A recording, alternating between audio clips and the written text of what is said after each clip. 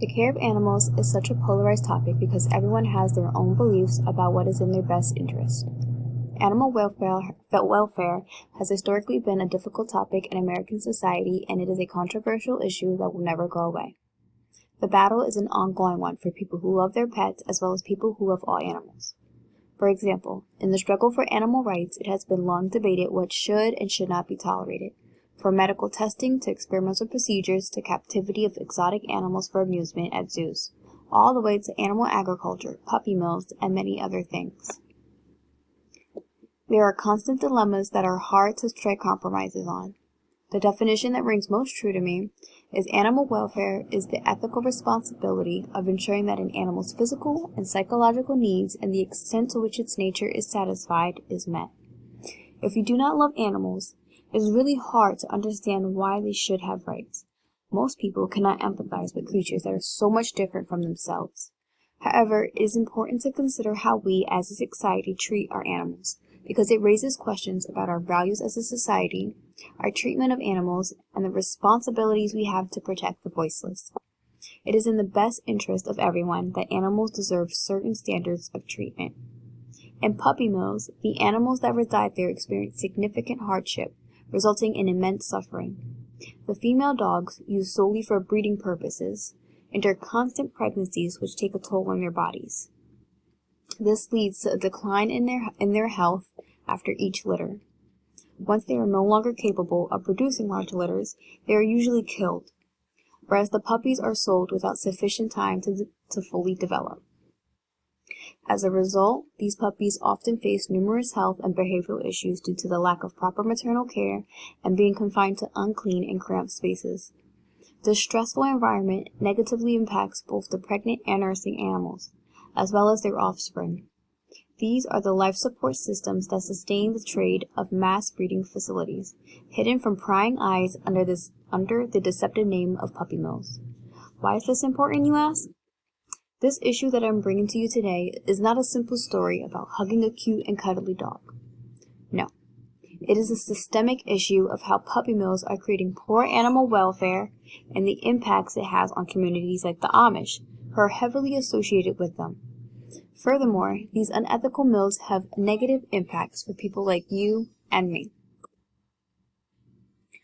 A little-known fact is that the problem is not with the supply of puppies through puppy mills. The problem lies with the existence within society today, the demand for puppies in general. Puppy mills are cramped, filthy places. Think about a dog in a small cage. It doesn't sound comfortable, does it? Not to mention, most of these dogs spend many of their days malnourished, unkept, and terrified. This is the reality of thousands of breeding canines and hundreds of thousands of little puppies born into these horrible places in the United States each year. Pet stores and breeders often hesitate to grant access to their facilities, raising suspicions about their businesses. Puppy mills can hide away from public view, making one wonder if their location reflects their unethical practices. One sign that often indicates that these facilities are puppy mills are the strong, unpleasant odors characterized by the stench of urine and feces. This begs the question, what truly occurs behind closed doors? There have also been many articles and reports revealing shocking living conditions for dogs living amidst filth. These distressing circumstances may escape the notice of casual visitors, exploring only a small section of these properties, indicating the reality might be even more horrific than expected. In puppy mills, dogs endure harsh living conditions without proper care, nourishment, or socialization. These dogs are seen as commodities rather than living beings, disregarding their well-being. The Humane Society of the United States highlights the predicament, stating that these dogs are confined to cramped cages with wire flooring causing harm to their paws and legs. They are stacked on top of each other, exposed to extreme weather conditions without adequate shelter or proper socialization. Even those that claim to meet USDA standards may not truly prioritize the well-being of these animals. Such treatment fundamentally goes against the very principles of compassion and care that the Amish hold dear. The operation of puppy mills in the Amish country has long been a source of concern and controversy for many people.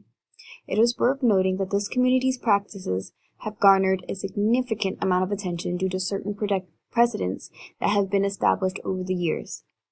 Many of the state's federally approved kennels, which also include puppy mills, are situated within Amish country areas.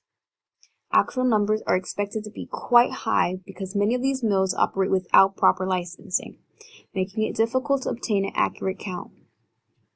Despite the increasing number of these facilities, opposition to these facilities is growing, with groups like the Humane Society and independent advocates strongly opposing them. Shutting down puppy mills is extremely difficult because of their lack of federal regulation and the tight-knit network of breeders who often band together if one is scrutinized. Although the Amish do value their right to privacy and their right to refuse publicity, these operations are providing substandard living conditions that animals are being forced to live in. Ultimately, whether or not a person values animal rights or agriculture and local economies, without the aid of intervention, there is no justification to allow these operations to flourish in our communities. Furthermore, and most importantly, these animals are passing an unfathomable amount of suffering and pain to the families who adopt them without knowing the true nature and condition of their new pet. Social media is one of the greatest tools of modern technology. It allows us to connect to whoever, whenever.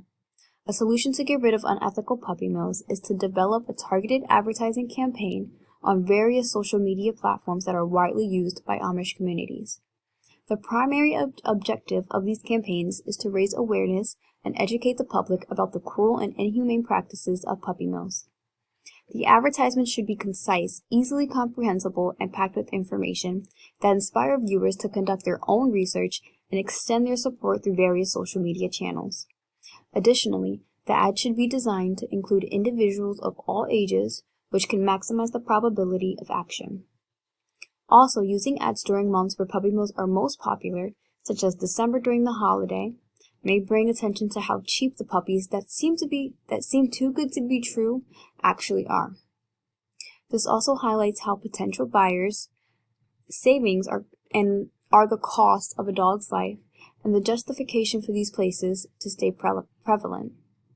To ensure that the focus remains on the issue at hand and to prevent any dilution of attention, it is important to refrain from including farm animals in the ads. By doing so, we can avoid diverting attention away from the condition of the suffering puppies and maintain the urgency of the matter. By implementing a carefully crafted and targeted ad campaign, we can create a greater understanding and empathy towards the issue of puppy mills within Amish communities and society at large, ultimately striving for their eradication and the establishment of more compassionate alternatives such as shelter adoptions. The Humane Society of the United States is the largest animal protection organization in the country, and as such has played a key role in highlighting and combating the problem of puppy mills. Founded in 1954, the Humane Society of the United States covers a broad spectrum of animal protection issues, including companion animals, wildlife, farm animals, and animals used in laboratories. This is a large, reputable organization with a great deal of financial support and impressive resources. It has approximately 10 million supporters and members and an annual revenue of approximately $160 million. The Humane Society of the United States puts a modern shine on animal protection issues, showing not only the hard-to-look-at images of abused animals, but also compassion-based messaging. The Humane Society of the United States works to improve living conditions for dogs and puppy mills through successful legislation, rescue efforts, and collaboration with animal welfare organizations and law enforcement agencies. They also aim to educate and involve the Amish community in improving animal welfare. Over 100 puppy mill rescues have occurred annually, and efforts should continue to support these actions and ensure legal consequences for violators. The Humane Society of the United States has been working tirelessly to improve the conditions in puppy mills for numerous years. Through their campaigns, they have successfully brought attention to the issue and raised awareness about the practices and living conditions in Amish puppy mills. It is important to note that while some investigations have found positive conditions, the issue is not simply black and white. There are definitely breeders who genuinely care about their dogs, but the potential for negative conditions still exists. In addition to public education and stronger regulations, financial support for new businesses within Amish communities, in my opinion, seems to be a good way to promote both proposed solutions. This approach not only addresses the issue, but also ensures sustainable economic growth. Moving forward, the Humane Society of the United States should maintain their collaboration with these settlements and prioritize the well-being of both the animals and the breeders. Throughout this country, unethical Amish puppy mills have been perpetuating widespread animal abuse and neglect. The pursuit of profit has consistently overshadowed the ethical considerations, resulting in minimal regulation of these markets. In order to combat the mistreatment of dogs in these conditions, significant changes must be made within the Amish communities as well as among the consumers driving the demand for puppies. Many well-intended individuals who visit Amish communities are unaware that their purchases contribute to the retail sales and thereby support these facilities. This is why the primary goal must be focused on awareness first. How can you fix an issue that you are unaware of? With awareness, our goal to ensure that all facilities across the United States transition towards modern, humane practices through proper regulation will come naturally. In summary, unethical Amish puppy mills harm animals and society.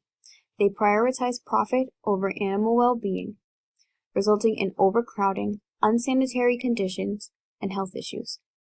This threatens the dog's quality of life and welfare, in addition to placing a burden on pet owners who unknowingly purchase sick puppies.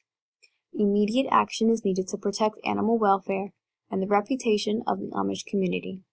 We must adopt from shelters or reputable breeders and raise awareness of the moral issues surrounding puppy mills. Together, we can improve animal welfare.